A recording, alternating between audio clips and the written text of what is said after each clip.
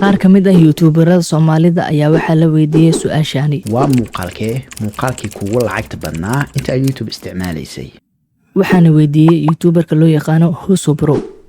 Asaga ayaa su'aasha iska bilaabay, wuxuu yiri muuqaalkayga ugu lacagta badnaay ee ebad aan YouTube ka sameeyo waxaa la daawaday 191,000 wuxuuna sameeyay lacag dhan $843. isla su'aashii kale ayuu wuxuu weydiiyay marka youtuberka kale loo yaqaano Cabdalla Jamaal asagana wuxuu ku jawaabay muuqaalkayga ugu lacagta badnaay ee YouTube-ka aan ka sameeyo waxaa la daawaday 507,000 oo views waxaana ka sameeyay ayuu yiri $973.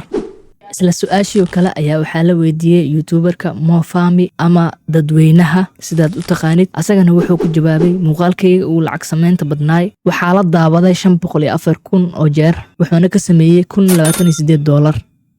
intaasi waa inta kaliya Soomaalida ay ka sameeyaan